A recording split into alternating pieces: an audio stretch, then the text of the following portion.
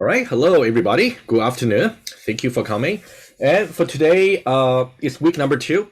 For your well, we are now in week number 3, but of course we are talking about your week number 2 lecture. Let me enable the transcription, which will be helpful. Good. Okay.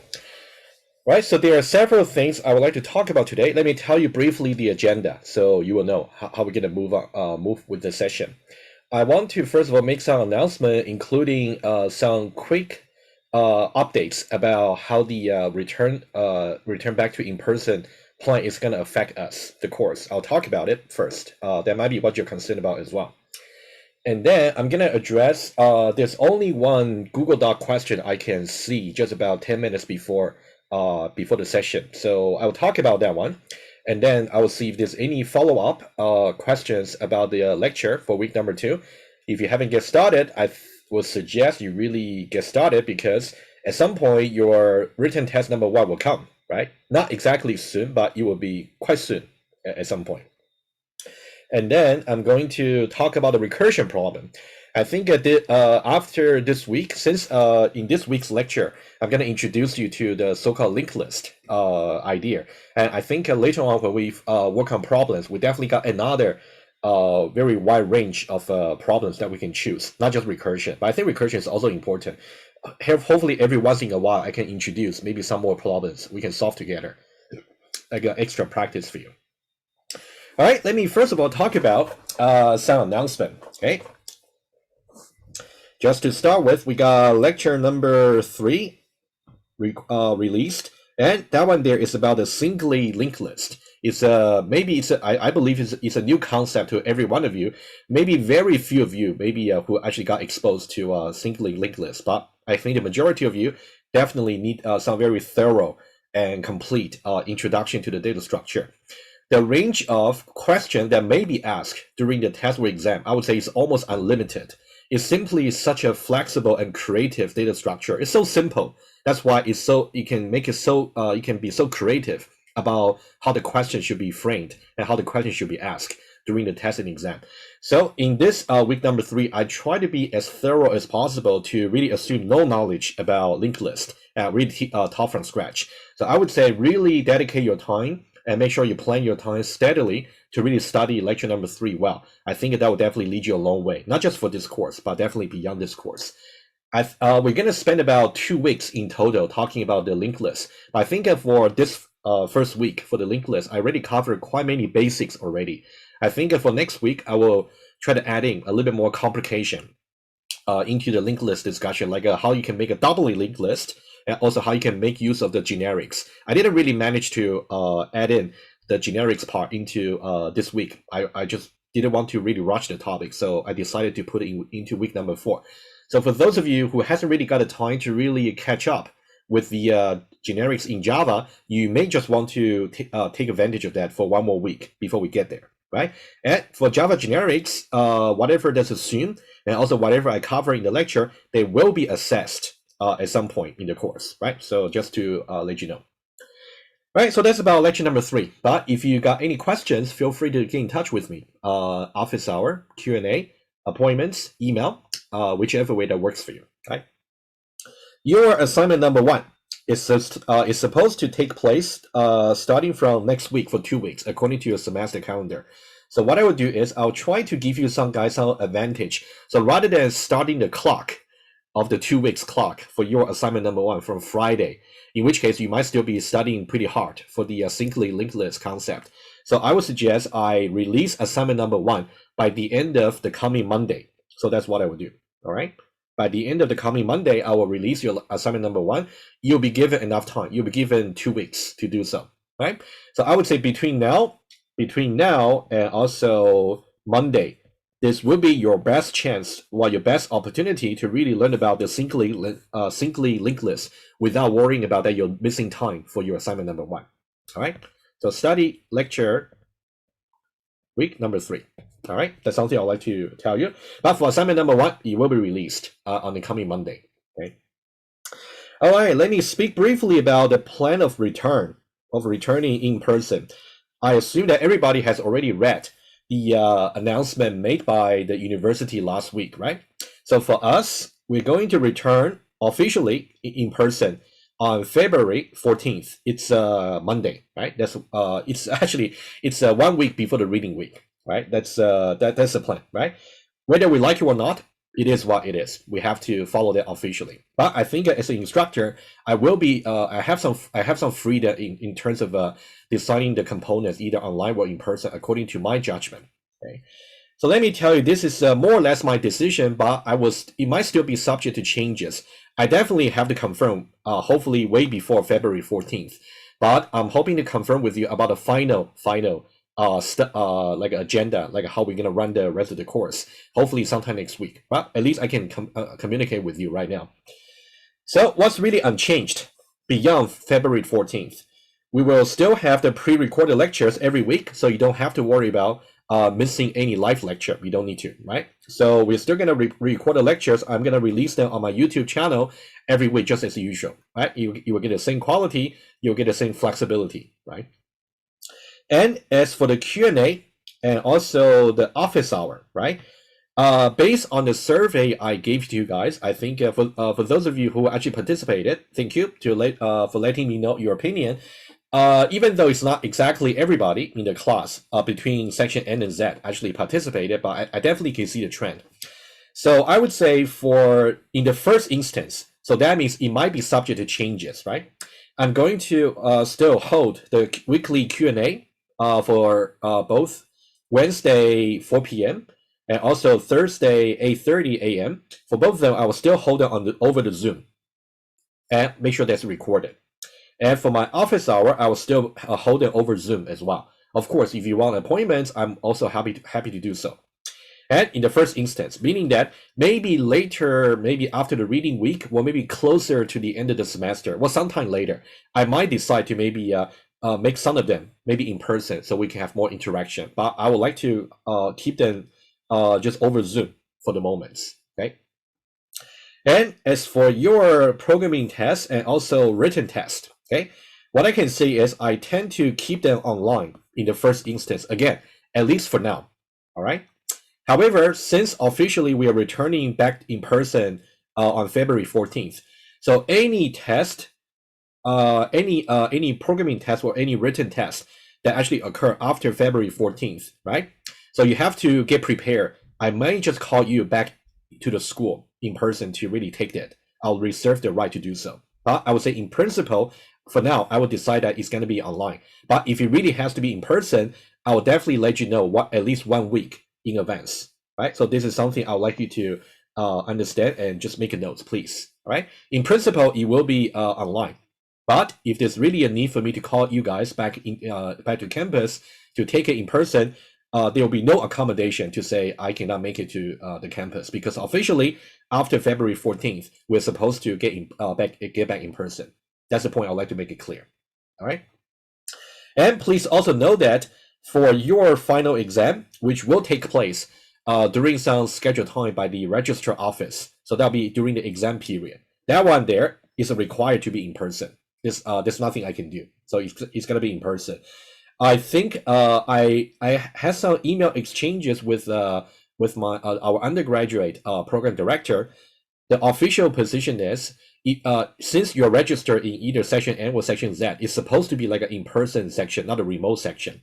So if there's any in-person activity you simply don't think you can actually really attend, especially the exam, for example, or some of the tests, that I might call you for the in-person attendance. In that case, well, of course, I didn't say that, but university said either you have to change your section to some remote section, or you may want to consider dropping. That's the university position, not mine. All right, I just want to make it clear. All right, guys, so that's about the plan just for now. I think that the only thing that may be a little bit undecided is simply this part, right? Just about which one, or maybe none, I might actually call you in-person attendance, maybe sometime later this semester, right? That's basically the plan. Do you guys have any questions or concern? You can feel free to speak up right now. Anybody? I'll pause for a moment.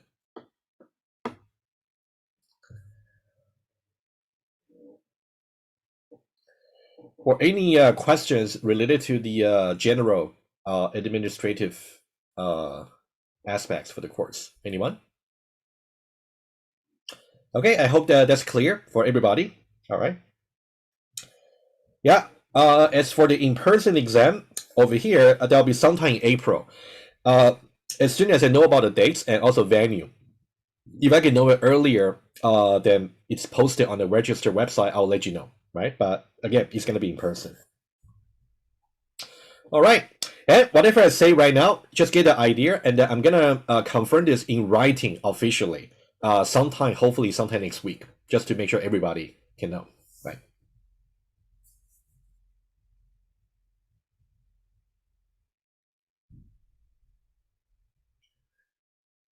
Right, let's see this. For this course, okay, on February 14th, at least until February 14th, of course, you don't need to come back to campus. We only start back in person from February 14th. And any assessment that actually go after February 14th, I will confirm with you about whether, in principle, they will be online, any assessment. But if I decide then to be in person, I'll let you know 1 week in advance. Other than that, everything else over here is unchanged. It's going to be online. Since you, I have some private message here. Since you talk about pre-recorded, I presume you meant about the lecture. Yes, lecture will also always be pre-recorded. There's no live lecture like what we have been doing. Awesome, good.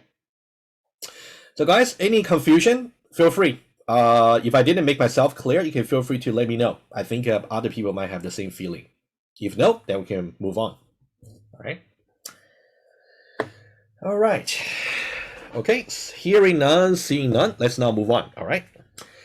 All right, so I think the first thing I would like to do, let me just, again, I think it's always worth doing to always review this semester calendar together, maybe once a week at least. All right, let's take a look at the semester calendar, right? As you can see, we are now over here on the 26th, right? Your week number 3 lecture has just been released on time. And your assignment 1 is gonna start to take place in the coming 2 weeks. And I'm gonna release that on 31st, as I said before, right? So you really want to take advantage between today until maybe early the 31st to really try to see if you can even finish the week number 3 lecture. Take any necessary extra notes and make sure you understand the ideas. And then I also assign some extra exercises to you in the lecture. So that's something you can do. If that's something you can do before 31st, that'll be awesome. All right. But it's up to you, of course. And then your written test number 1 over here is also going to happen on the 14th of February, right? So at least 1 week before the written test 1, I will confirm with you about its formats and also its coverage, right? Don't worry, you will be confirmed about how exactly it's going to happen, right? Just remember, we also got other assessment after the reading week and some more assignments, and we got definitely the weekly lecture, etc. Right? The semester calendar, by the way, wouldn't change; it stayed the same. Okay.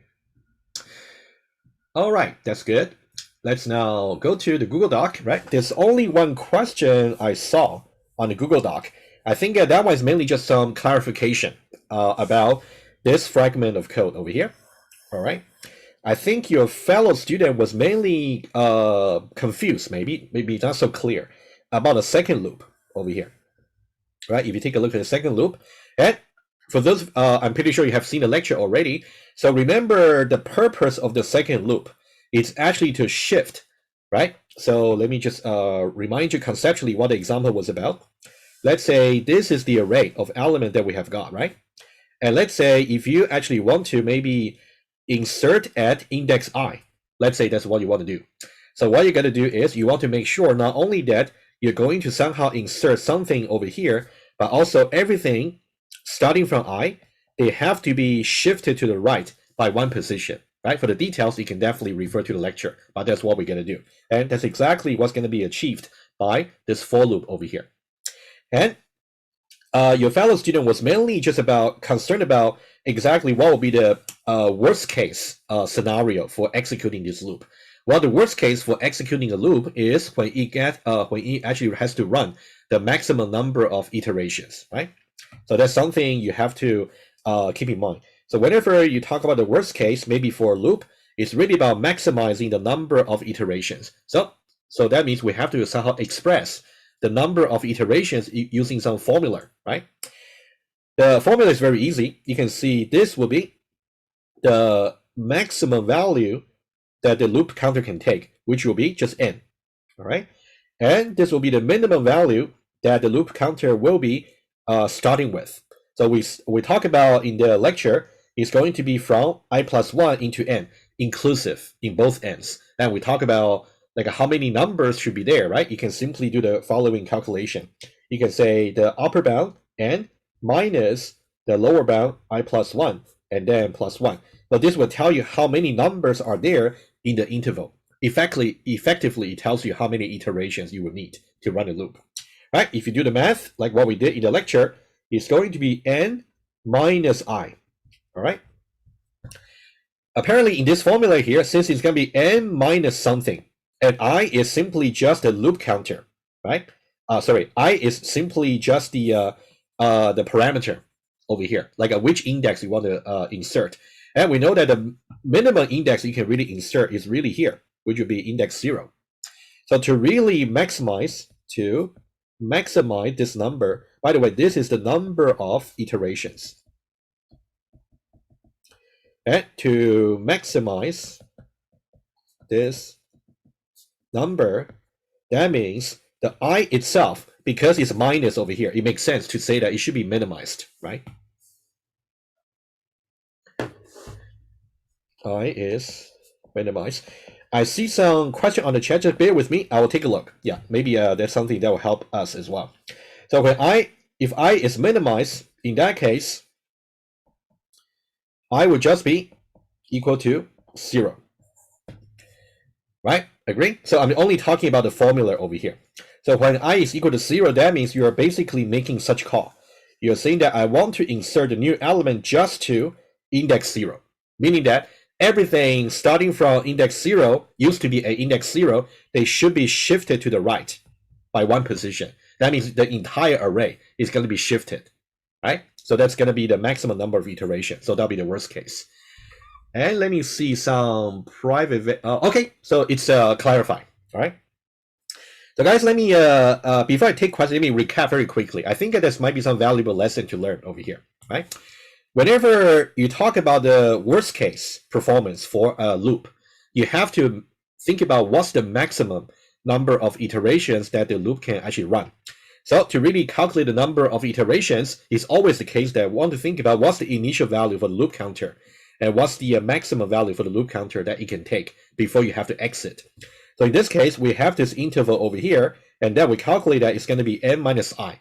We want to maximize this number. In that case, the minus part should be as small as possible. The smallest possibility will be just 0, meaning that's minus 0. So when I is equal to 0, so that means we are making a call like this. We want to insert into an array of certain length, and then we want to insert the element into index 0. So that will be the worst case for this second for loop over here. So that's basically why we had that discussion. Much more details, of course, in the lecture, right? All right, any follow-up question to this? Anybody? It's amazing that the live transcription really captured my words pretty well. That's good. All right. So, yeah. All right, guys. One more chance. Do you guys have any follow-up to this? Maybe this example specifically. All right. And do you guys have any other questions related to week number 2 lecture? From Philip, how many iterations is it going to have? N minus I. That's the formula. So the maximum number of iteration will be when I is equal to 0. So that's exactly n. Yes, that's correct. Worst case will just be n. You're right. But I think, of course, this is only for this case. You should really understand how to determine the maximum number of iterations based on the formula itself, because you want to minimize the minus part, the subtraction part. That can make the whole number maximized, right? All right, any additional questions related to week number 2? So we spent the very first 2 weeks of the course speaking about discussing the asymptotic upper bounds for algorithms, right? So hopefully so far you get a very good feel about given any arbitrary fragment of code written not just in Java, in any other language that you know about, you should be able to kind of derive the asymptotic upper bound. Either you can calculate a precise number of primitive operations, or you can just approximate the big O, either way. Okay, one more call to see if there's any additional questions related to week number 2.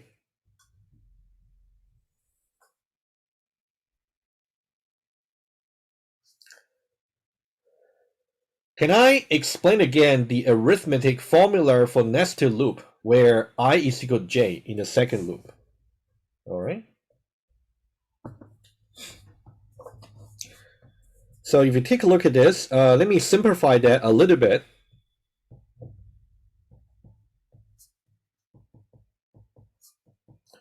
I is equal to 0, and then maybe I less than maybe n. Let's say I plus plus. Let's say we got another one over here. Integer j is equal to I. Let's say j less than n, j plus plus. Of course, let's say the body of the loop over here is simply something over here, right? I'll just say, I'll leave it unspecified. All right, so that's the example. And if you want to see the more concrete example with the body of the loop over here specified, you can refer to last Thursday's Q&A. I spoke about some complete example over there about calculating the primitive operations. All right, that's something you should also review if you want to. All right, so for this one here, basically, we got 2 loops over here. One is over here. Think about how I is going to change. I is actually going to start from 0, and then 1, and then 2, all the way to n minus 1. Right? That's basically something we have been reviewing a few times already. Hopefully you're okay. Right? When I gets to n, it's just the time to exit. So you wouldn't even enter the last iteration. Right? And what about the change for j? Okay, that's the second loop, the nested loop over here. We want to see how the number is going to change. So in the case of j over here, right, let's say for when I is equal to 0, j is actually going to be assigned to 0 to begin with, and all the way to n minus 1. So j is going to be from 0, and then 1, and then 2, all the way to n minus 1. All right, that's Philip, are you okay with the explanation so far? I want to make sure. So far, so good. Very good. Okay. And just notice that we are basically what we are saying is when I is equal to 0, it is going to cause 1, 2, 3, all the way to n minus 1. So that'll be n iterations for this inner loop. Okay, let me just annotate very quickly. That's something we'll definitely need. So if you think about this particular sequence over here, it's about n iterations.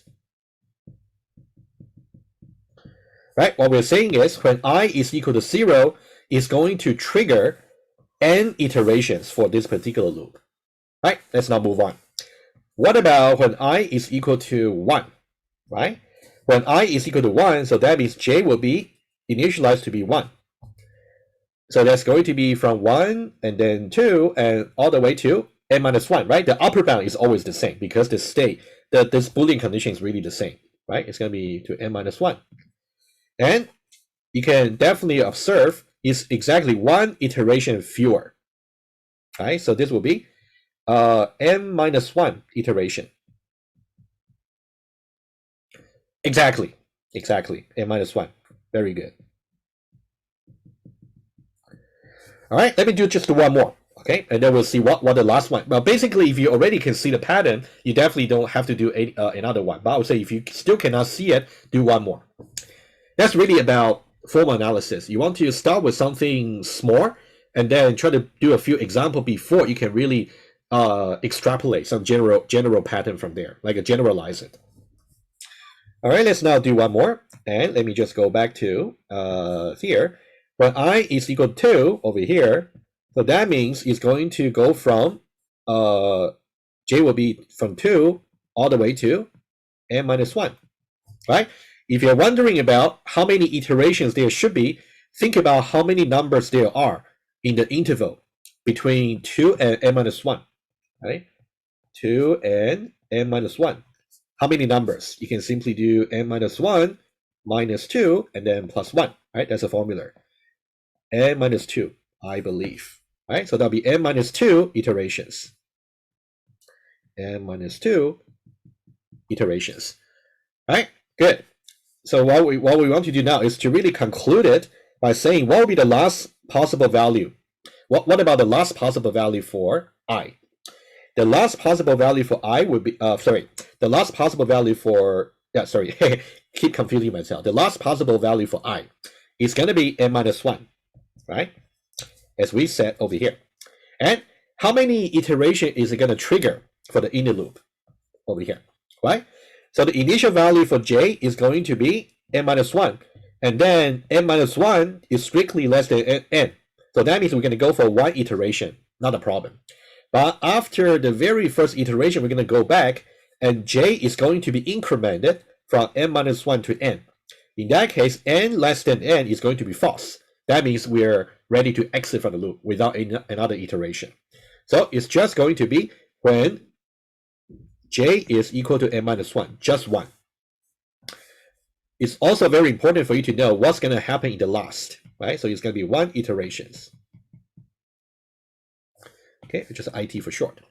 All right, so far so good. And what we want to know eventually is the running time for the entire fragment of code really depends on how many iterations we're going to execute for this particular fragment of code, the blue one over here.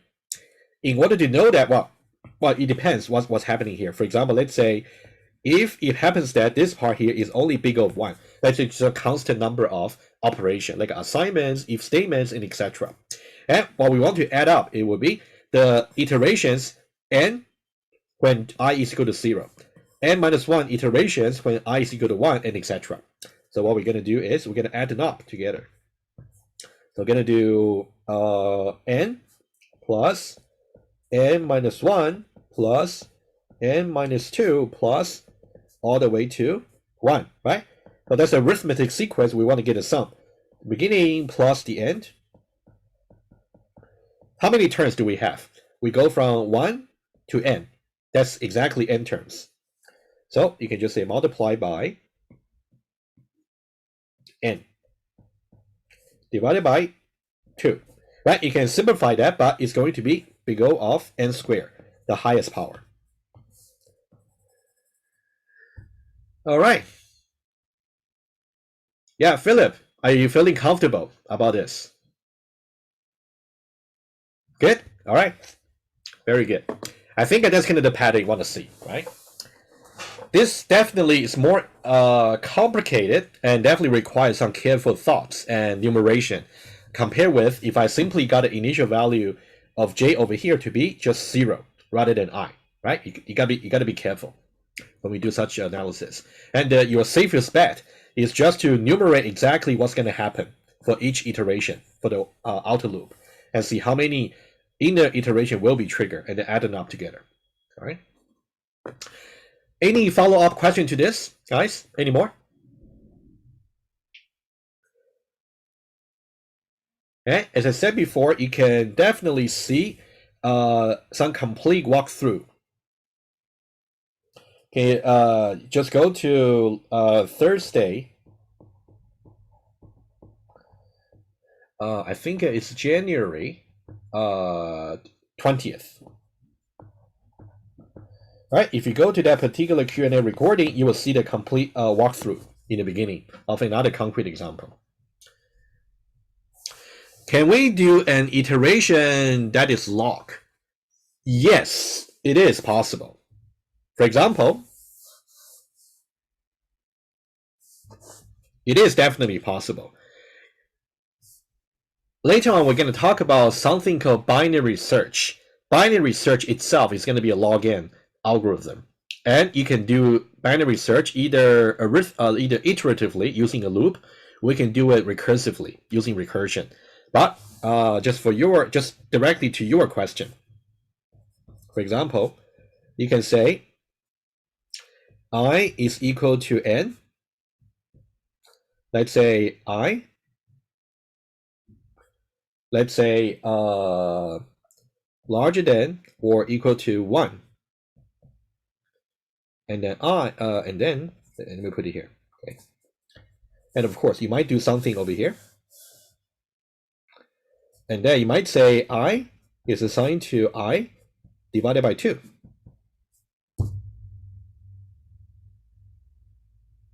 So, Han, you actually asked me this question. Can you see why this might be logN? Can you see why?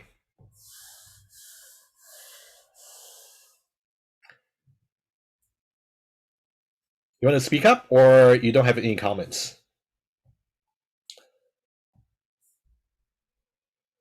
So this part over here, it's of course it depends. Well, I didn't really give the exact example. So here, the body of the loop can be anything. Let's assume it's simply big of 1, right? Can be maybe if statements, maybe some loop that might just run a constant number of times. Doesn't matter, right? Let's say it's big of 1, right?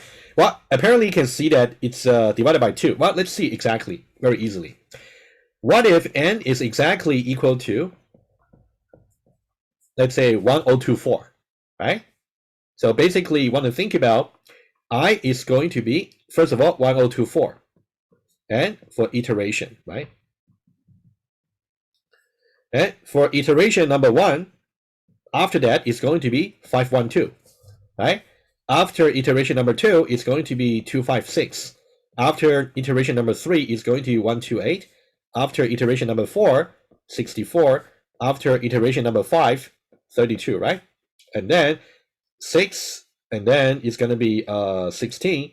Well, I should have chosen a smaller number, but anyway. So you can see, keep going like that. Eventually, you will get to 1, all right? And I believe it's about 10. That iteration number 10, you'll get to 1. And then if you go for another updates, it's going to be 1 divided by 2. So that will give you 0.5. Right? So that means the number of iterations over here is going to be log n, base 2. Okay? Log 10. Oh, sorry. Let me just say more precisely. In this case, the number of iterations is simply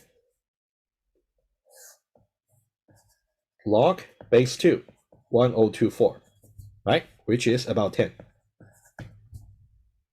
Good. I think it's a good question. That's definitely something we haven't seen, right? Very good. Not too sure exactly what you may want to do. The loop counter update is I is assigned to I divided by 2, but it might be useful. Depends. Okay. All right. Any more questions?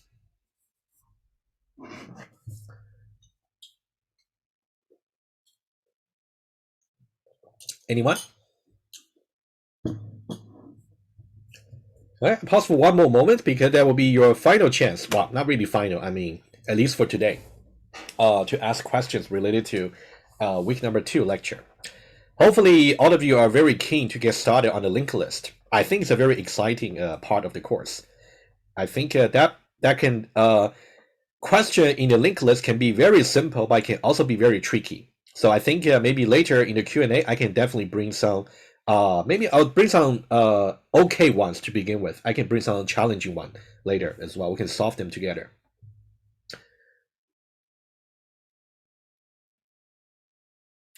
All right, hearing none, seeing none on the chat, let's now move on. All right. Let me, first of all, I want to give credit to Mohammed. So Mohammed very kindly sent me an email about his own solution of the groupSum. Remember the problem that we solved last time, right? And the version of solution I showed to you actually made use of a recursive helper method by introducing some extra parameter. So I try to distinguish between notions of the targets and also the sum so far, right? That's what I did. So it's definitely not the only solution. So what Mohammed actually managed to do is to really get his solution there without actually introducing an extra recursive helper method. So the method itself is really recursive. That's what he did. So I'm going to leave the solution over here in the notes. For those of you who might be interested, go ahead and study that if you want to, right? But in the test or in the exam, if I didn't really give you a constraint about whether or not you can use a recursive helper method, you can do either way. But I would suggest you know how to do either way first. So if you ask either way, you will be able to do it in the test or exam. All right. All right. So that's something I'm going to leave here. Since everybody who actually attended the Q&A or watched the Q&A recording, you will know the problem. So you can take a look.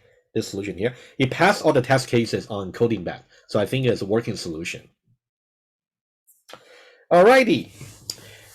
For today, I can tell you, okay, for those of you who actually look at the problems, I can also give you guys some time to look at the problem. But the problems I chose for this week are still related to recursion. Since you're only starting to learn about singly linked lists, I can start to bring singly linked list problem maybe from next week Q&A. But for this week, we can still solve some interesting problem. What I want to do is let me just tell you what the problems are, or some context about the problem. Problem number one is something I saw on some interview training website. I wouldn't tell you which one, but that's something I saw on the web. Okay, and then I just adapted. And then problem number two is something I try to extend it a little bit by myself to make it more challenging, so we can get the benefits for both. Okay, so I would suggest we try to solve both of them eventually this week. But for today, I would suggest we only do this one over here, the simpler one. But maybe for some of you, it may not be already simple. Maybe it's already hard. That's okay. I would suggest we try to do this one today to make sure you're okay with it, digest it, and then you may just still want to try yourself to see how to do part number two, which is much more challenging to really not only to figure out how many solutions there are, but to really enumerate all the solution. That's much more challenging. I'll leave that second part to maybe for tomorrow. In tomorrow 8:30 a.m., I'm gonna go over the solution for part two. And of course, if you cannot attend, that's okay. I'm gonna record the session. You can still study that afterward. So that's my plan. So for those of you who might be waiting just for the solution for part two, you may have to wait until tomorrow. Just wake up early to attend. All right. But for those of you who actually are wondering about how we should do part one, so you're in the right time right now. So we should redo it today. Okay. Let me see. From Matthew, how long does it take for the Q&A to be uploaded? I can tell you that for this section specifically, usually when we finish the session about 5:30, usually I go have my dinner, and then after that I'll start processing the video. So I would say for Wednesday section, you can expect it to be available by roughly about 8 p.m. on the same day.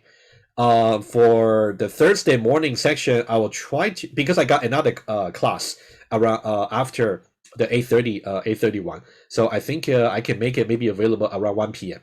That's what I usually can do. Right? But don't worry, I will definitely make it available as soon as I can. Yeah. Sounds good. All right. Guys, I think for the just to make sure everybody's on the equal standing, for those of you who didn't really get a chance to read the problem, how about I pause for about 1 to 2 minutes? Okay, so I can go directly to the solution. Okay, I want you to first read the problem description over here. Imagine that it's what your interviewer gave to you. That's all they do. They may not even give you some example here, right? Sometimes they want you to come up with examples and check with them if that's a correct input and output. But that's okay. In this case, read the problem description over here and also read some example. Right? I'll give you 2 minutes to read them, and then we'll solve them together. All right. Meanwhile, I'll drink some water. Okay. It's now 4:41, so let's wait until 4:43. So you got enough time to make sure you understand the problem.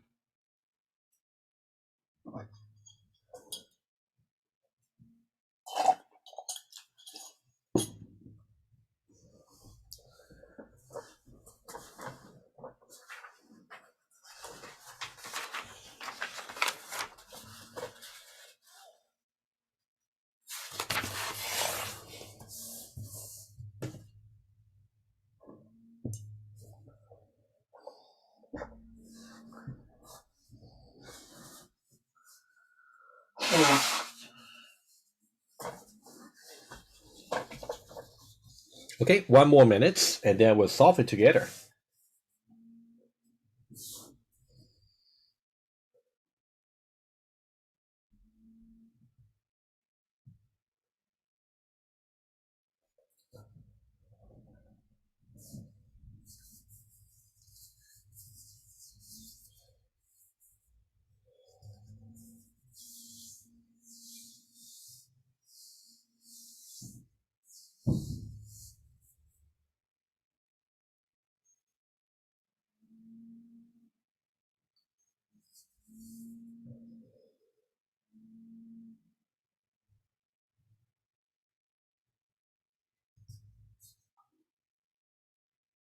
All right, assuming that everybody read the problem, okay, let's now try to solve it, right? I think the assumptions over here is also very important, right? You want to make sure the input has certain constraint, and also you cannot take like a 0 step, or for example, you're given 2, you cannot take 3, right? Something like that. You want to make sure you understand what the assumptions are about.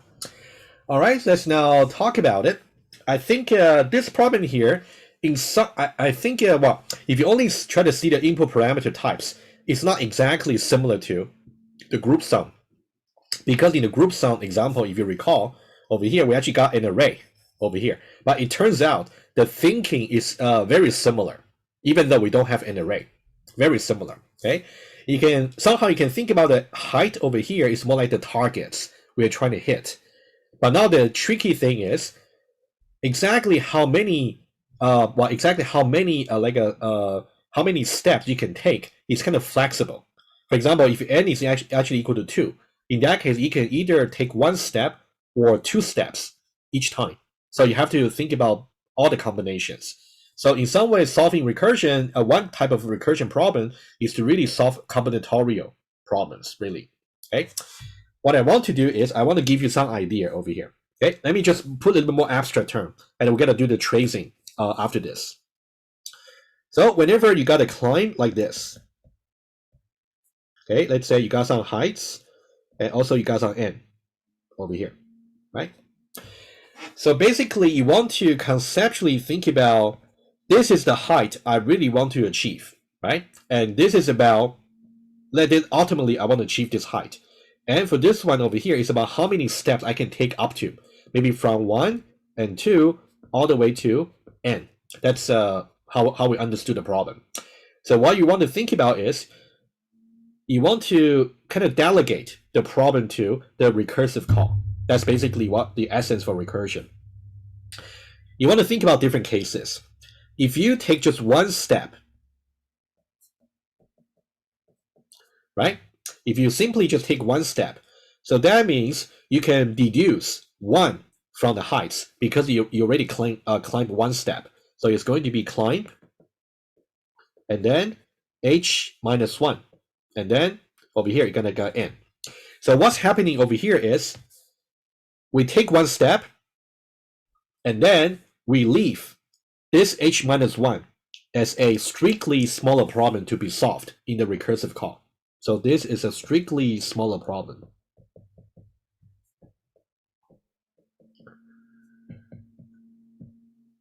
And whatever solution it is, so that means if we know the number of ways to really climb for a staircase of h minus 1 height with up to n steps every time, if we know that, and knowing that the first step is actually 1, so we know exactly how many there should be finally. I mean, ultimately, we'll simply do some addition or whatever simple operation, right? That's something I'll keep a little bit vague right now, but we'll see exactly how to code it. And let me do one more example, and there'll be another possibility. I can also take 2 steps. If I take 2 steps, so that means I can delegate a strictly smaller problem of h minus 2, and then I can still take up to n steps each time. So in this case, you can see this is just a strictly smaller problem over here to really solve. So if I know how many ways there are to really climb the steps in following h minus 2, I will be able to somehow combine with if the first climb is actually 2 steps. That's kind of the idea, right? You're going to enumerate all the possibility. So you want to go from so here you can see it's up to n, 1 and 2 all the way to n steps. right? And then, in which case, you're going to climb for h minus n, and then n, like that, right? It's a little bit vague over here, but I think that's something you may want to think back once you understand the solution, right? That's more like an insight to summarize the essence for the solution. Let me give you a little bit more concrete example, and then we'll move to Java, okay? Let's say this. You can think about this part over here is one step, right? Let me put it this way. This part over here is if the first climb is actually one step.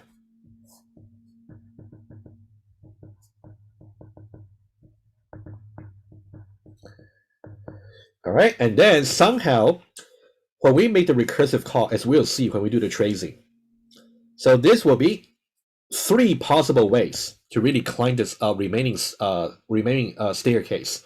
So this will be basically the climb for, since we only take one step over here, so that's going to be 4 minus 1, because ultimately the overall problem is really 4, but we already climbed one step, right? And then we got 2, right? So this one should really return just 3 over here. On the other hand, if we take a look at this part over here, if we actually choose the first climb to be 2 steps over here, right? So this means the first climb is actually 2 stairs. 2 steps. In that case, if we take a look at the remaining part over here, right? So how many ways are there to really climb the remaining staircase? 2 ways, either this or this. So this will be just the climb for, so 4 minus 2, right? So this will be the total height for the staircase, and then for the first climb, we actually climb for 2 steps. That's why minus 2. And then we can, for the remaining part, we can still climb up to 2, right? So this will also return another number, which will be 2. So if you try to combine these 2 numbers together, it's going to be 3 plus 2. So that'll be the final answer, 5, right? So that's how you can analyze the examples over here, all right? But then I definitely got to do the code and do one tracing together with you, so you'll see exactly what I meant. I'm just trying to give you a little bit more intuition about how you see the problem, right? You always want to think about what can you do right now, and what has to be delegated to recursive call, all right? Do you guys got any question for now before I move on to Java code? Anybody? The solution itself is incredibly simple if you look at the code. But of course, the rationale behind is actually very important to understand. All right, anybody? Before I move on to Java. Hi, sir. Yes, please. So for the first step where you're choosing like the blue box you have there, it's all one step. Yeah. For that part, you would just make as many like of n, right? Like. Yes, that's correct. Let me clarify a bit. I don't know if I worded that correctly. It maybe not as clear as it could be, but let's try. That's okay. It's you know what? Describing, you know, if you ever want to take a teaching challenge in your life, try to teach somebody recursion. That's something I've realized. Yeah, it's hard to word it out. That's okay. I'm also learning, you know, how to teach that better. Okay, let's try.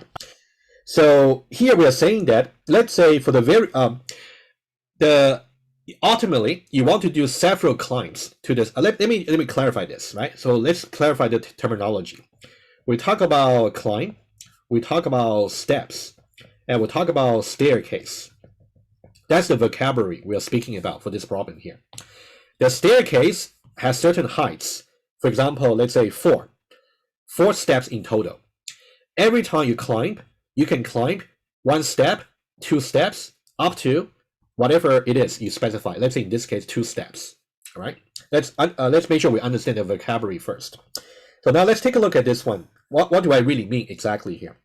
We are saying that for the very first climb, if you choose one possibility is you just choose 1 step, and another possibility will be 2 steps, and only 1 and 2 are possible because now the constraint is only up to 2. That's the input. If it happens to be 3, in that case, you have to numerate 1 and 2 and also 3. Are you okay so far about why it's 1 and 2 here? Yeah. Good. Let me go further. And if you look at the red box over here, the red box somehow it's like a consequence of the blue box over here. Assuming that the first climb will take 1 step.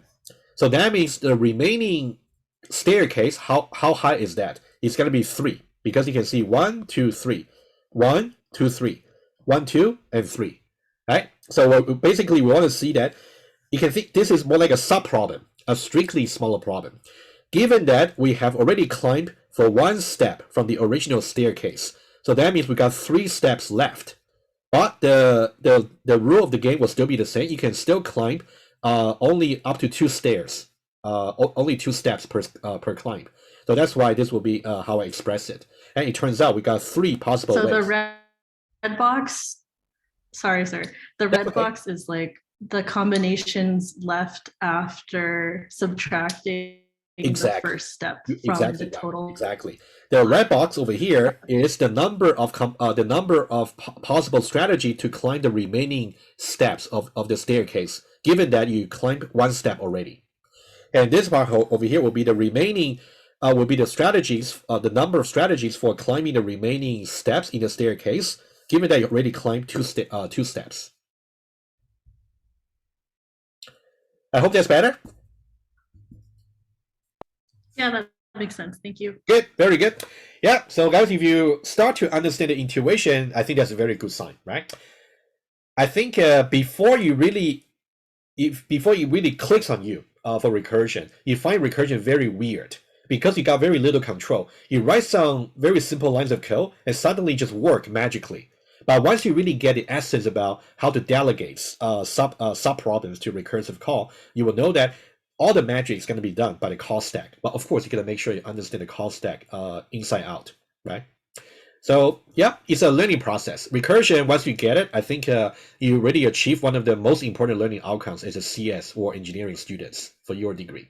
It takes time, all right? Alrighty, let's now try to program the solution, all right?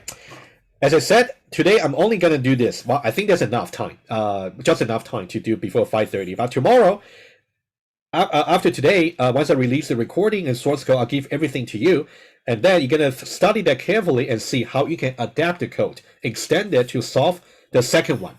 The second one is going to be a lot of fun, I can tell you. That one there, you're going to figure out well, if you say there are 5 different climbs for this particular stair, tell me which 5 exactly, right? So that's why you're going to say each climb, each strategy is going to be an array list of integer like this. And tell me how many are there. So 1, 2, 3, 4, 5. So that's something you want to think about, struggle a bit to see if you can even get it to work. If not, I'll talk about it tomorrow.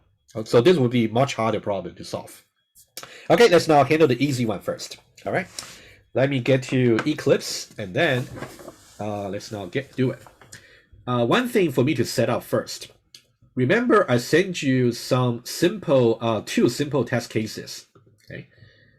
So if you go back to the announcement I sent you yesterday, so I think we only need a test climb just for now. You can you can copy and paste the other one later, right? When you try the second problem.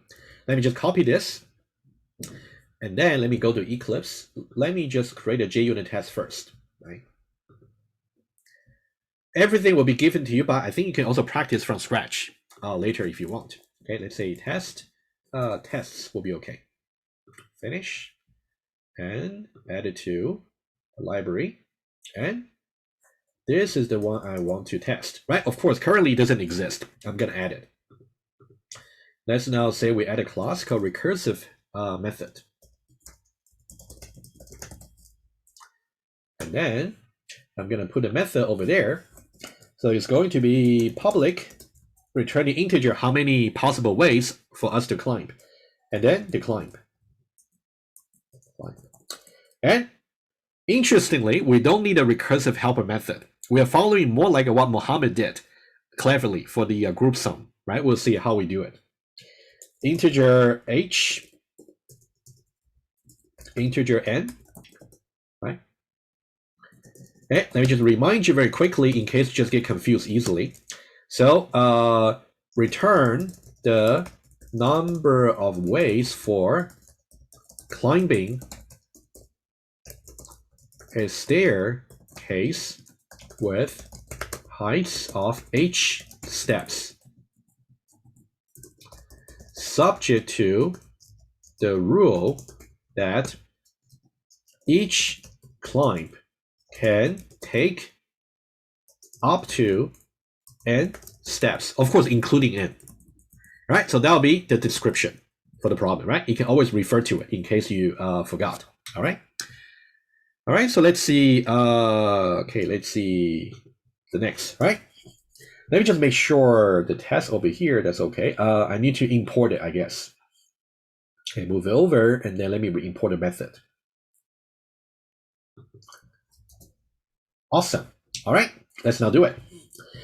And for this particular method over here, I would suggest we lay out the structure first about the different cases.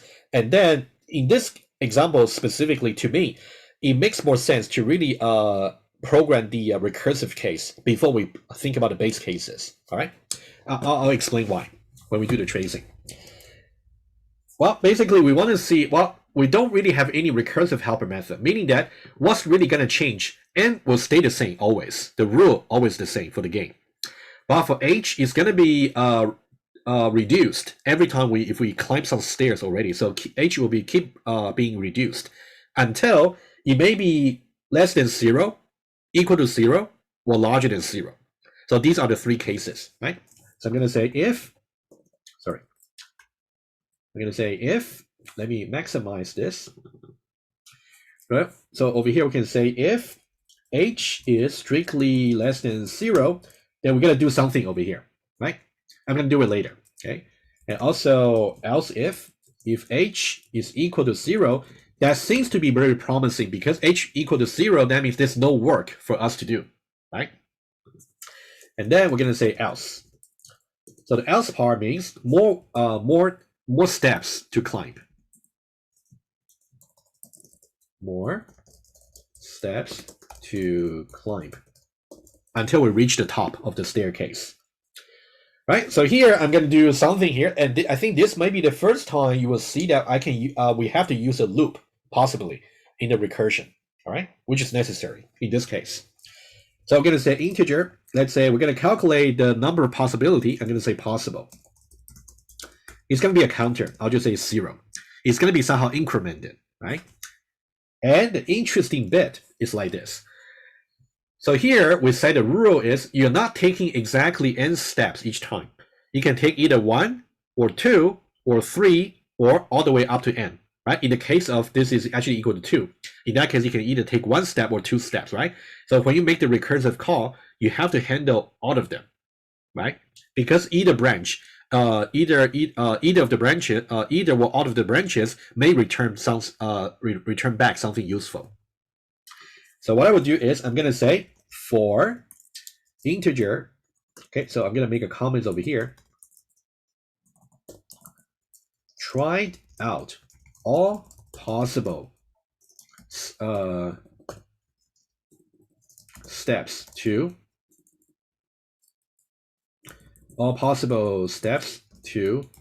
climb first. Then let a recursive call handle the remaining steps. Okay, let's see exactly how to do that. Okay, so we're going to try all the possible steps. What are the possible steps we can take? It can be either 1 or 2 or all the way to n. To really enumerate them all, we need a loop. So we can say integer I is initialized to be 1, I less than or equal to n, right? I plus plus, right? Very simple loop, which will give us from 1 all the way to n inclusively, right? For each one of them, we're going to do the following. Basically, we're going to say possible over here. Oh, sorry. Let me just make a recursive call, and I'll fix it. So I'm going to say climb over here, and then if we decide to climb, let's say I over here, I could be 1, could be 2, could be 3, all the way to n, right? So we're going to choose the current one. If we choose to climb I steps, and let recursion handle the remaining n h minus I steps, right? H minus I over here, and then n. And this part over here really correspond to what I said earlier about 4 minus 1 or 4 minus 2. But since now we are programming the solution, we got to be very general. We don't. This may not have to be 2. It just simply just n. So that's why we're going to think about minus 1, minus 2, minus 3, all the way to minus n. Right? That's why we need a loop. All right, just to show you the correspondence. And think about, this is not good enough because we're not really doing any updates over here. We want to accumulate the number of possible solutions there, right? So here, the client itself is going to tell us about how many ways there are possible if we go in this way to see if it's possible to really finish climbing the stairs legally, right? So what I would suggest is I'm going to put something here. And then when we do the tracing, you will see better. I can say possible is going to be accumulated by just the climb over here. Somehow we're going to combine all the return result from the climb. Somehow. All right. And then eventually we're going to return just the possible. Let me recap.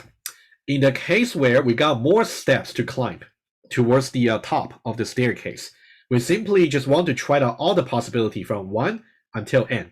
For each one of them, we're going to delegate to the recursive call for h minus I. And how many is it possible to really climb onwards to reach a solution, right? Right. So given this, we're going to think backwards about what to really return from the base case, right? Possible over here is simply gonna go like the climb over here is going to tell us whether or not it's actually possible to actually go with this route. So it's going to be either possible or not possible, right? Either 0 or 1. Okay. So let's try this one here. So if the height is already less than 0, that means the last step that we climb goes beyond the staircase. Okay. The last step climb goes beyond the top of the staircase. We are not really in a physical classroom, otherwise I can show to you physically, but let's not worry about it. Okay. Just try to imagine that. Right, so in this case, we can just say return 0. Return 0 simply means we are saying that going for this route simply doesn't work. So that's why we are returning 0. You'll see how this will work when we do the tracing. On the other hand, what we are trying to do when h is equal to 0, exactly equal to 0, that means the last step. Okay, let me just get rid of this.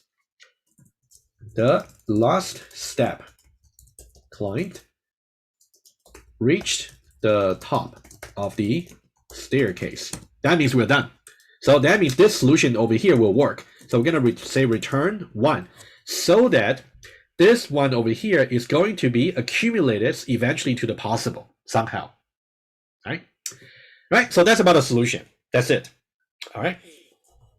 Let me save it, and then let me make sure I pass the test. All right.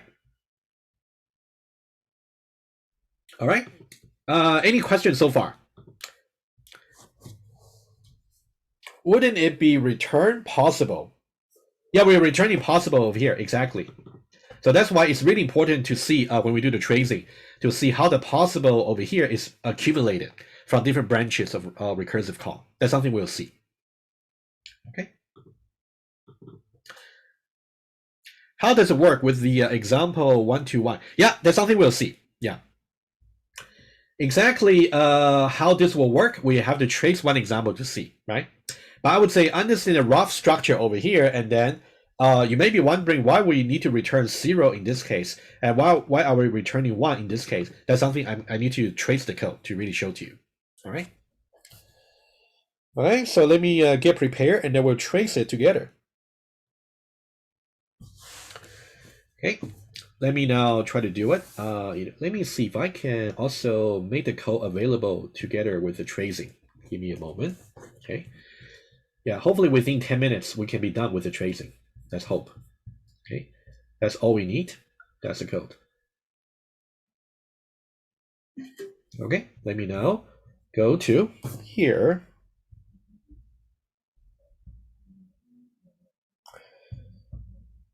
Oh, did I copy that properly? Okay. Let me do it again.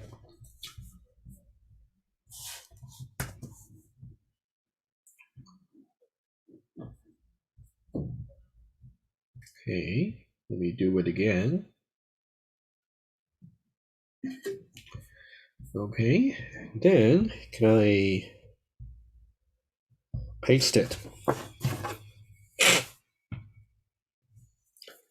Give me a moment. Yeah, somehow it's not really working, but never mind. Let me just trace it together. Okay, so what we have is we have climb. Start with this, and then we got 4 and also 2, right? And just remind yourself this is about the heights.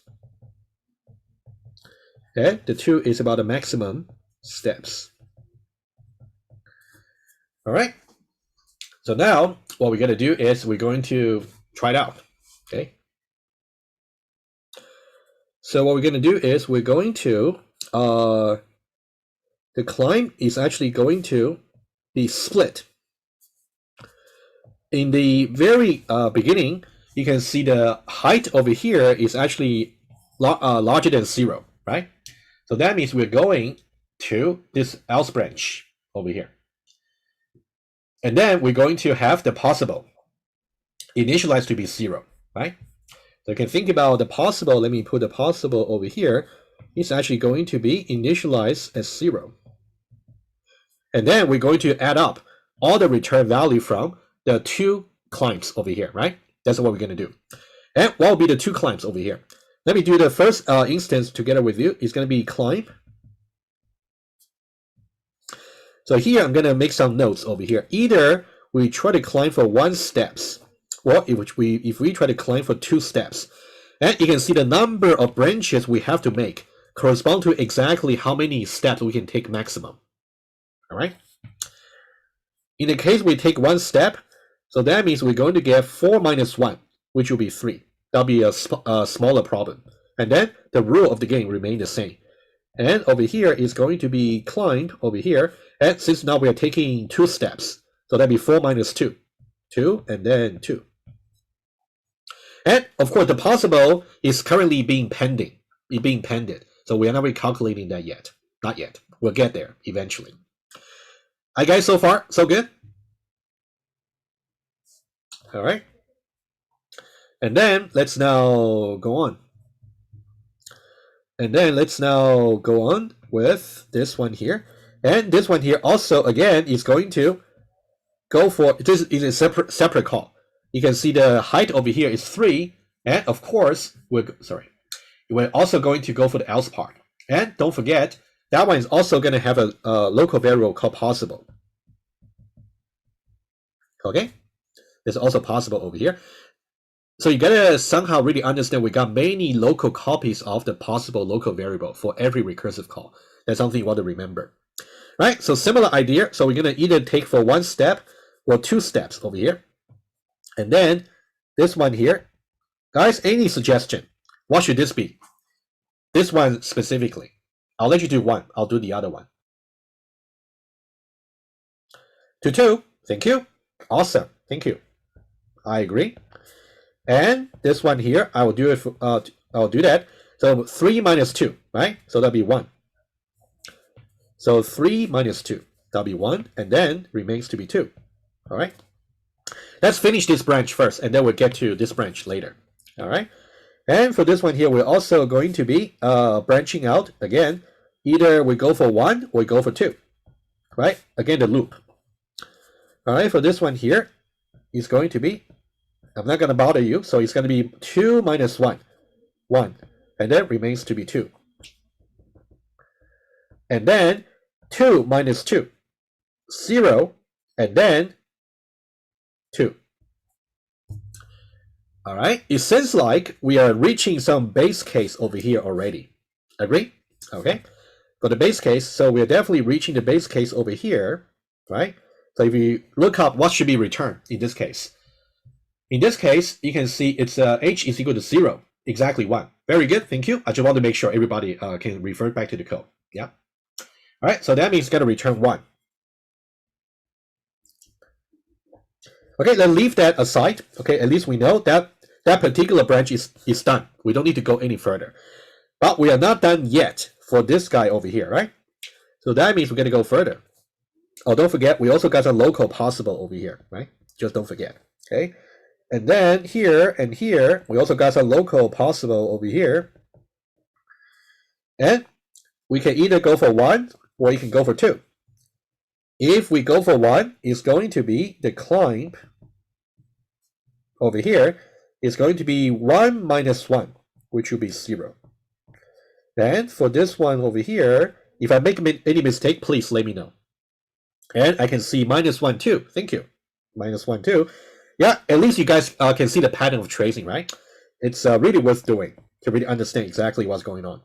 Now we're reaching both of them, both branches of base cases. You can see this part over here is actually 0, 2. So that means return 1. And let me use a different color, if I may. And this one over here, you can see is a minus 1, right? Let me remind everybody. If that's minus, it should be returning 0, meaning that we are reaching a branch that's not really a solution. That's not really a good strategy for climbing. Return 0. All right, so far so good. And you know what? I would suggest once we trace all the branches, and then we'll see how the return and possible can be combined together. Maybe that's what we can do, right? Okay. Hopefully I can do the rest quickly. Let me just move this guy here a little bit to the left, right over here, and this one here as well. Let's now finish them. Okay. And for this one here, we're also going to do either 1 or 2. Either we go for 1 or we go for 2. And don't forget, we got a possible local variable. And then this part over here is going to be climb 1 minus 1, 0, 2. And this part over here, 1 minus 2 will be minus 1, 2. Right? Both base cases. Specifically, this one over here, the height becomes 0. So that'll be return 1.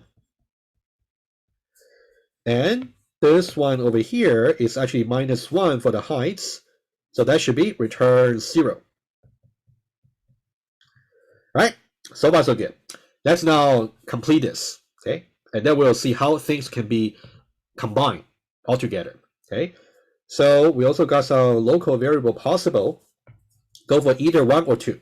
All right? If you go for 1, it's going to be climb. 2 minus 1 will be 1. And then 2, right? Not the base case yet. And how about this one? 2 minus 2.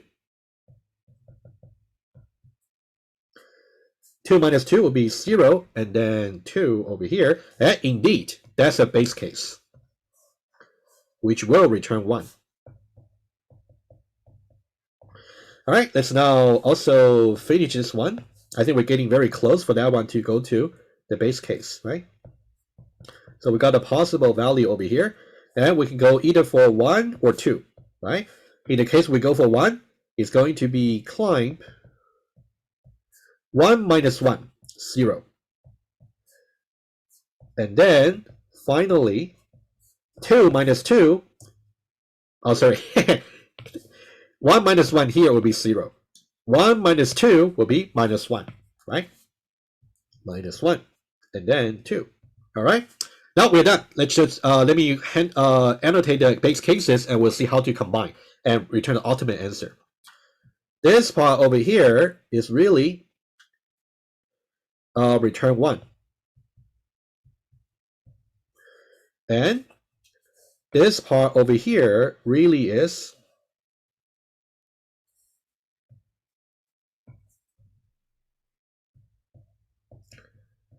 return 0. All right, guys, so far you're okay, right? So far.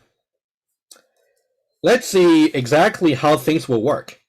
Basically, what you can think about is, eventually, if there is such a route to go from the top over here to some base case like this, right? For example, if you look at this one specifically, let's see what that one corresponds to. That one there basically start from, we go from 2, and then we go for 1, and then we go for 1. 2, 1, 1 is definitely one of the possible solution. 2, 1, 1, right? You can see every step is actually up to 2, and also eventually we get to 4. So this is the one that's going to return 1. So it will be just accumulated all the way until over here. We're going to add it up, right? And there's another solution over here. You can see, let me just see one more. And we can see 2 and then 2, right? This is just another solution, 2, 2. That's another valid solution. Let's now see how we can combine all the results together. All right, let me use a final color here. How about just green? Okay, let's start from here. So the possible over here is going to be 1, is going to be return 1 and also return 0. 1 plus 0. The possible over here is going to be 1. All right, and then you can see, so this one here is going to return 1. And this one also is returning 1. So 1 plus 1 is going to be 2. So 2 here simply means if I try to follow through this route, I can get ultimately 2 solutions. That's what it really means. All right. And then this is 2. And then I need to just get to finish this. Return 1, return 0. So the possible over here, 1 plus 0 will be just 1. Right? There's one solution over here. And if you look at over here, we got 2 over here, we got 1 over here. Combine them together, we will get 3. So the possible over here should be 3. So that would mean from this point over here, we got 3 solutions. One is all the way to here. The other one is over here. And the other one is over here, right? We got 3 solutions. And now we are done with this particular branch, this subtree over here. Okay, let's now do something similar and then we are done. Okay, let's see over here. If we got, let me see which one I should really look at. If you look at this one here and also this one over here, return 1, return 0. 1 plus 0, that will be simply just 1. So that means from this point over here, we just got 1 solution, only this one, if we go this way, right? And let's now take a look at this one here is returning 1, return 1, and also the possible for this one here is actually 1. So 1 plus 1 is going to be 2. The fact that this is actually 2 actually means that we got 2 possible solutions going this route. Either this solution over here or this solution over here, right? Finally, what will be the final possible answer? It should be 3 plus 2 over here, right? You can see the possible return from here will be 3. The possible return from this call will be 2. So 3 plus 2 is going to be 5. 5 over here. So that'll be the ultimate answer that's going to be returned. The tracing over here is actually quite, yeah, I think hopefully that gives you a little bit more insight about how exactly things will run, right? And now you can see why. In the base case where the height is actually less than 0, we simply just return 0. In the case where the height is equal to 0, we just return 1. So that means eventually the return value over here can be accumulated into the local possible until the last possible value to be returned. That's really the insight. All right, guys, I hope if you get lost, that's okay. It's recorded, but I think the tracing itself is really done completely. So if you want to review it later, you can feel free to do so. But I think this might be the best way to really appreciate how simple the code you have to write. And then once you have done this, everything else is going to be left to the call stack and also the runtime for Java. So you want to make sure you really see the connection between this code over here and this tracing over here. Both are important. All right, I think we got about less than 10 minutes left. Do you guys have any further questions for me about either this or maybe other things? Feel free.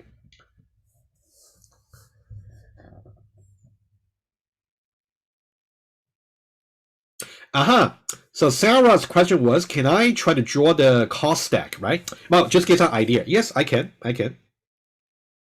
But Sarah, I can tell you that it's going to be kind of ugly. Sarah, how about this? Let me address the call stack issue maybe tomorrow. How about that? Because that will take me some time to set it up. I definitely cannot do the complete tracing. It's going to take forever to do this giant tree. So let me do it tomorrow morning. All right? It's a good question. I can definitely give you some idea. But I would say the way you would do it would be similar to how we trace the Fibonacci number. But that's okay. We don't need to review it. Let me do it tomorrow morning. Okay. I'll make notes.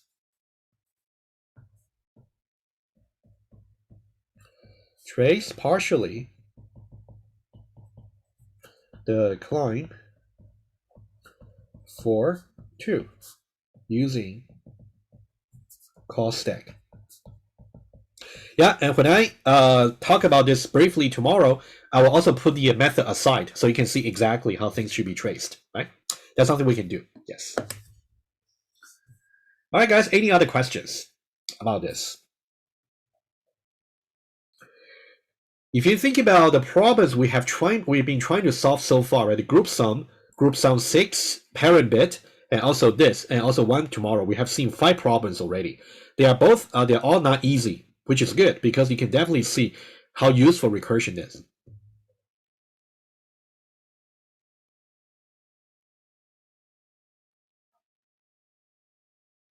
Yeah, in terms of the difficulty for the test or exam, I would say it would be hard for me to really say exactly like how hard the problem would be in the final exam, for example.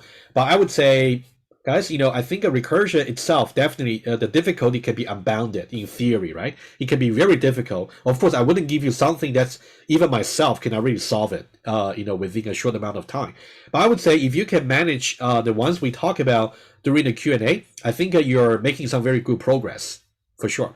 So, of course, don't really just restrict to the problems I gave to you. Try to go beyond, right? I think recursion is a very important skill, not just for this course. Try to just Google for recursive problem in Java or other language, and then try to really try to see more example and see more solution. I think that might be the best way to go. But I believe the principle I really showed to you for the problems we went over, they will be beneficial for solving other problems, right? As for how difficult the actual test or exam might be, I simply don't know yet, since I haven't designed the question yet. Yeah.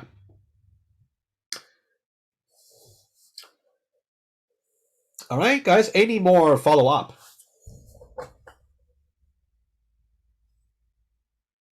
I have some question over here. Okay. Oh, okay, and another 2 questions here. For linked list, yes, I think for linked list, you can either solve it using a loop or you can solve it using a recursion. I think I'll try to maybe give you some example for both, but at least for the lecture, I only focus on iterations. Yeah, but I think it's definitely possible to solve the linked list recursively. That's something we can talk about as well later. And some question here. So the first iterations are 1, and on the way back up, the tree is performed. Not exactly sure what you meant over there for the question, but if you look at the tracing over here, not necessarily the first iteration is going to be 1, right? Because you can see here the second iteration returns 1, right? Not necessarily just the first iteration is going to give you 1, if that's what you meant. Okay.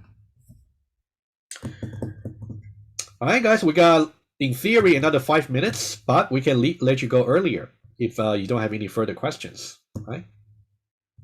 My final tip for you, you definitely should want to start the week number 3 lecture as soon as you can.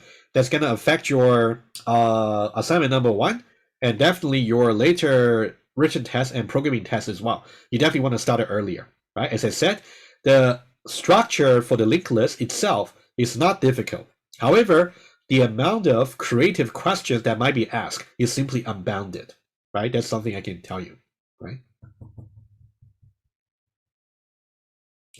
Yeah, that's another good point. Maybe that could be our concluding remark. Let's say, for example, how would the tree, it's from Ringo, okay? So what if we say climb over here, let's say maybe 10, for example, and then rather than simply 2, you got 3 over here. So this will definitely decide the number of branches each level we should really branch out, like a degree. You're right. So for example, it might be that we'll start with this. Every one of them we gotta think about either we go for 1 or 2 or 3. You're right. Absolutely. Yeah. Of course, if there's only 1 over here, that'll be the simplest way, right? Just branch out by 1 degree 1 every time. Yes. Okay, final call for questions. And if you want to attend tomorrow, let me tell you exactly what's going to happen. I'm going to, in response to Sarah's request, I'm going to do some trace partially using the call stack. And then I'm going to talk about the harder problem over here as well. All right, just to give you a solution, and I'll do a little bit tracing. May not be complete, but at least you'll get an idea. That's something we'll do. Sir, could you go back to the slide with the blue box and the purple box? Yes, this one? Yes, so in the tree diagram you were drawing, the n is basically like the blue box has to add up to n, the purple box has to add up to n. Yep. If you want to see some correspondence, if you want to see some correspondence, yes. What we can say is over here. You can think about. Let me see. This part over here. Let me see. Let's talk about the blue and also the red, right? You can think about the blue is really this guy over here. The blue, and then you can think about what we got over here in the red. It's basically about the return value from this particular, we call subtree. This is basically what we got over here. And this part over here, overall, is going to return back to us simply just 3. Because eventually tell us if we go from this way, assuming that we climb for 1 step in the beginning. In that case, there are 3 possible ways: 1 or 2 or 3 to actually go to finish climbing the steps. That'll be right. 1, 1, yeah, 1. I just think of it visually like that, but that makes a lot of sense. Okay, very good. Yeah, I think that's good. What you're trying to do is to really see how this one here corresponds to the tree. Yes, I think that's a good idea. Yes. All right. Will this solution be optimized for this type of question? I think so. I think for this type of question, you unavoidably you have to enumerate all the possibility, and that's really the best way. Yeah.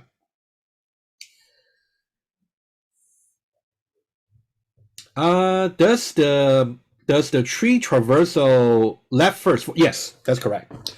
So whenever you do the tree you want to think about the way I draw the tree. Yes, I always try to do left and then keep going until we actually reach the end, and then I handle the right. Yes. But later on, when we get to the tree lecture, maybe after the reading week, there are different ways for you to traverse the tree. Either, just for your information, either pre-order, in order, or post-order. Right? There are different ways, but all the ways can be, each individual way can be defined precisely recursively. That's something we'll see later. But for this one, yes, the way we execute is from left to right. That's the important principle. All right, I think now we should really call it a day. Thank you for participating. Have a good night, and then I will see you, maybe some of you, tomorrow morning, 8:30. All right. Yeah, if you got any other further question, shoot me an email. No problem. All right. All right, guys, you take care. Don't skip your dinner. Eat your dinner. Take care.